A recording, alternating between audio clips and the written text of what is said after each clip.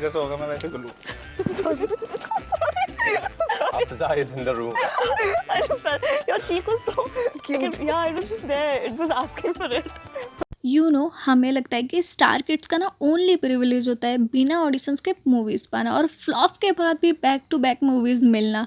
लेकिन पिछले अगर कुछ सालों में हम लोग जब से जानवी कपूर, अनन्या पांडे, सुहाना पांडे, खुशी कपूर, सनाया कपूर जैसे जो भी स्टार किड्स लॉन्च हुए हैं ना, तब से मैंने ये नोटिस किया है कि बैक टू बैक सिर्फ मूवी मिलना उनका ओनली प्रिविलेज नहीं होता है। हमको सबको पता है कैसे एक आउटसाइडर के कंपैरिजन में इन स्टार किड्स को कोई स्ट्रगल करना ही नहीं पड़ता है। इवन जैसे ये प्रिविलेज स्टार किड्स आउटसाइडर को ट्रीट करते हैं जस्ट बिकॉज उनके पास कोई गॉड फादर नहीं है उनको सपोर्ट करने के लिए, इट्स रियली सैड।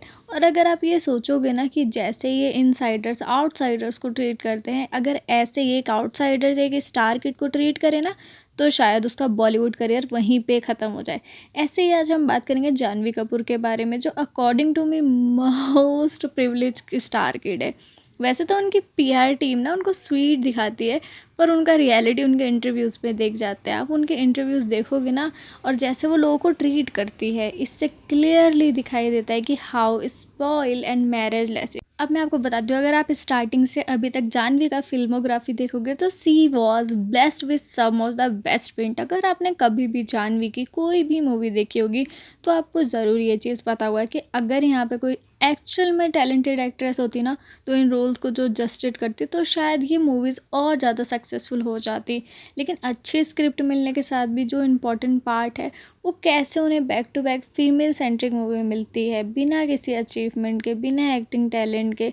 जानवी को गुड लक, जेरी मिली, गुलजार सजा, उलझ जैसे back to back female centric movie मिला।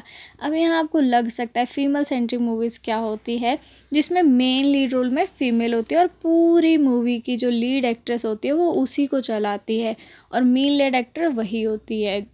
अब इंडिया में ना फीमेल सेंट्रिक मूवीज़ बनाना बहुत ही ज़्यादा रिस्की हो जाता है, क्योंकि सबको मेल्स की मूवीज़ ज़्यादा पसंद आती है।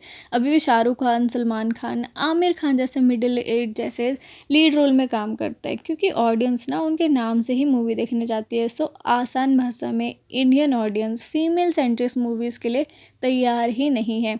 उसके बाद भी फीमेल सेंट्रिक मूवीज़ जितनी भी बनती हैं, वहाँ पे उस लीड एक्ट्रेस की मूवीज़ टॉप नॉच होनी, जैसे विद्या बालन, राली मुझे, श्रीदेवी जैसे एक्ट्रेस को हमने कई सारी मूवीज़ में देखा है। जी हाँ, उनकी मूवीज़ सुपर डुपर हिट जाती हैं क्योंकि ऑडियंस उन्हें बहुत प्यार देती है, एंड ऑब्वियसली उनकी एक्टिंग स्किल्स बहुत ही ज़्यादा अच्छी होती है, तो दम तो होता है मूवी में। मतलब अगर हम लोग आलिया भट्ट की बात करें, जिगरा, उनकी भी फीमेल सेक्ट्रीज फ्लॉप हो जाती है। ऐसे में जानवी जैसी एक्ट्रेस को, जिनका लास्ट 6 ईयर की मूवी में एक ही मूवी सक्सेस रहा है जो कि डेब्यू मूवी था धड़क वाला, उसके बाद भी उन्हें back to back top notch movies देना और बैक टू बैक फ्लॉप ही हो रहे हैं। तो मतलब अब आपको पता क्लियरली चल रहा हुआ है कि मैंने आपको क्यों बोला हुआ कि Janhvi Kapoor most privilege star kid है। Now let's talk about the problematic behaviour, जो क्लियरली प्रूव करता है कि वो कितनी ज़्यादा ड्रामेबाज है और कैसे वो सब लोगों को गोल गोल गोल गोल घुमाती है अपनी बातों में। सिर्फ स्टार किड है ना, इसीलिए दिखाती है। अब मैं बताती हूँ, जो आपने वीडियो की स्टार्टिंग में एक क्लिप देखा था जिस थप्पड़ मारने वाला, वो वहाँ अपनी रूही मूवी का प्रमोशन कर रहे थे, और मिडिल ऑफ द इंटरव्यू मतलब जानवी ने बैठे बैठे वरुण को थप्पड़ मार दिया। अब अगर आप उसको मजाक बोल के जस्टिफाइज करो, तो यहाँ पे आपको एक पॉइंट्स जस्टिफाइज करना होगा। अगर हम यहाँ पे जेंडर को रिवर्स कर दें, जी हाँ, रिवर्स कर देते हैं, और अगर वरुण यहाँ पे जानवी को स्लैप करता, तो क्या फिर भी हम इसे मजाक बोलेंगे? And I mean just look at Varun's reaction यार, वरुण तो एकदम इक्वली शॉक्ड हो गया था जैसे हम हैं। इवन वो भी समझ नहीं पाया था कि भाई किया क्या है जानवी ने, ये जानवी ने सच में ऐसे किया है। और जानवी का अगर एक्सक्यूज़ सुनोगे ना, तो वो ये बोल रही थी कि तुम्हारी चीक्स ना मांग रहे थे थप्पड़ मारने के लिए, क्या ये क्यूट है यार। वरुण का रिएक्शन देख के भी नहीं लग रहा था कि वो बहुत अच्छे दोस्त है।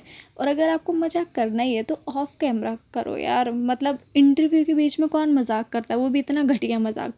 अब आप लोग बोल सकते हो कि यहाँ पे वरुण को रिएक्ट करना चाहिए था, तो चलो सोचो वरुण यहाँ पे रिएक्ट करता और जानवी को स्ट्रेट फेस में कुछ बोल देता, तो जो पहला चीज़ होता ना, वो इंटरव्यू पब्लिश ही नहीं होता। उनके फादर और गॉड फादर वरुण का करियर ही ख़त्म कर देते, जैसे करण जौहर ना कार्तिक आर्यन के साथ करना चाहते हैं। तो अगर आप ऐसे ही इन प्रिविलेज नेपो किड्स के आगे स्टैंड लोगे ना, तो वो अपने पावर से आपके करियर को ईज़िली ख़त्म कर सकता है, ईज़िली। यहाँ अगर राजकुमार यादव का आप रिएक्शन देखो तो उन्हें भी उनका बिहेवियर अच्छा नहीं लगा था, ना ही क्यूट ना ही फ़नी।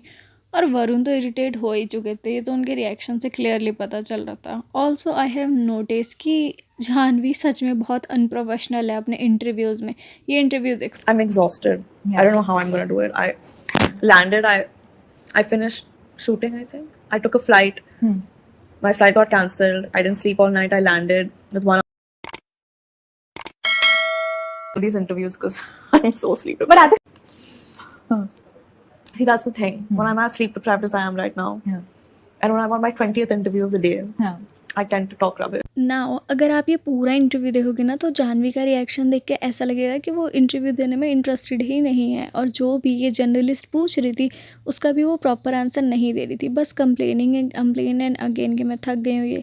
तो पहली बात कि आप यहाँ अपनी ही मूवी का प्रमोशन कर रहे हो, और आपको ये मूवी बिना किसी ऑडिशन और स्ट्रगलिंग के लिए मिला है, और अब आप प्रमोशन के लिए इतना ज़्यादा ड्रामे कर रहे हो और आप ऐसा दिखा रहे हो कि मैं इतना ज़्यादा स्ट्रगल कर रही हूँ। हाँ चलो, मुझे पता है पूरा दिन एक के बाद एक इंटरव्यू देना टायरिंग हो सकता है, कभी कभी उन्हें अलग अलग सिटीज़ में भी फ्लाई करना होता है, बट ये तो उनका प्रोफेशन है ना। और ऐसे ही आपकी तरह और लोग भी आपकी मूवीज़ प्रमोट करते हैं, बट मैंने किसी भी एक्ट्रेस को आज तक ऐसे आइसक्रीम खाते हुए नहीं देखा, and it is very unprofessional. एक टाइम था जब श्रीदेवी जैसे फेमस एक्ट्रेस साल में 3-4 मूवीज़ किया करते थे, और उसके बाद भी आप श्रीदेवी, करिश्मा कपूर, इनके इंटरव्यूज़ देखोगे तो ये use to be extremely professional. And अगर आप पूरे सिचुएशन के जर्नलिस्ट के पॉइंट ऑफ व्यू से देखो तो उसके पास तो उसके सेट ऑफ क्वेश्चंस है जो उनको जाह्नवी से पूछना है।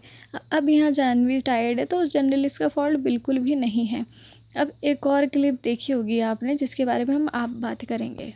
तो ये कर्ली टेल्स वाला इंटरव्यू की क्लिप है जो कि जाह्नवी के घर पे ही रिकॉर्ड हुआ था। उस इंटरव्यू का पूरा पर्पस था कि जाह्नवी को डाउन टू अर्थ दिखाना है, बट कभी ना कभी आपके खुद के मैनर्स बाहर आ ही जाते हैं।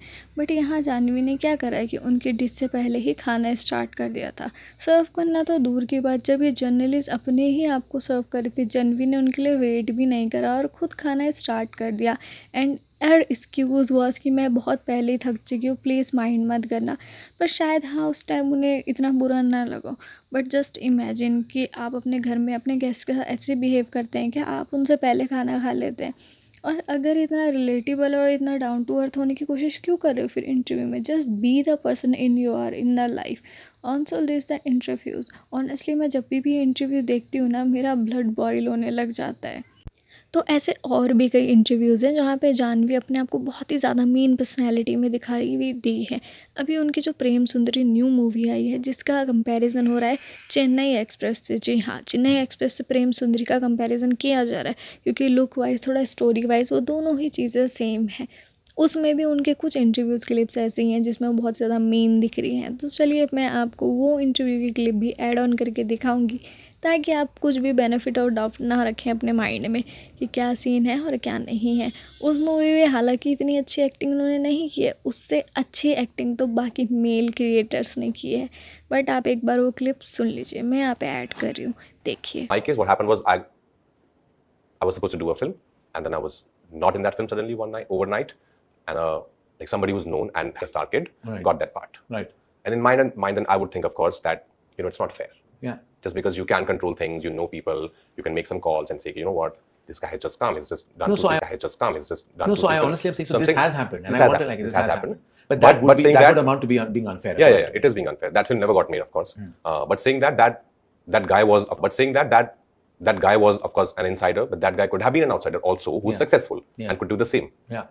That can also happen. So you're Yeah. saying it didn't have anything to do with the fact that he was an insider? No, I'm saying in this case, maybe. तो यहाँ करण ये प्रूव करने की कोशिश करें कि वो कभी भी स्टार किड्स के लिए बायस नहीं है और कैसे आउटसाइडर्स कभी कभी विक्टिम कार्ड प्ले करते हैं। So basically he was saying कि वो इनके नेपो किड्स के लिए बायस्ड बिल्कुल भी नहीं है और वो सबको इक्वली ट्रीट करते हैं। और तुम यहाँ आईएनजी देखो कि जाह्नवी के सामने करण ये बोल रहे हैं कि वो स्टार किड्स को स्पेशली ट्रीट नहीं करते, और फिर जब यहाँ राजकुमार ने अपने लिए खुद के लिए स्टैंड लिया और कुछ उन्होंने स्टोरीज़ बताई कि कैसे स्टार किड्स के कहने के लिए उनको मूवी से ही रिप्लेस कर दिया गया, तो यहाँ जाह्नवी कहती है इसका मतलब ये तो नहीं कि वो स्टार किड है इसलिए ऐसा हुआ था। कोई आउटस्टार होता था तब भी आपको रिप्लेस कर सकते थे। मतलब उसकी ऑडेसिटी देख रहे हो कि अनडिज़र्विंग मूवी में आप काम कर रहे हो, तो जो शायद कि एक टैलेंटेड आउटसाइडर डिज़र्व करता था, फिर आप प्रिविलेज को इतना ओपनली दिखा रहे हो, प्रिटेंड कर रहे हो।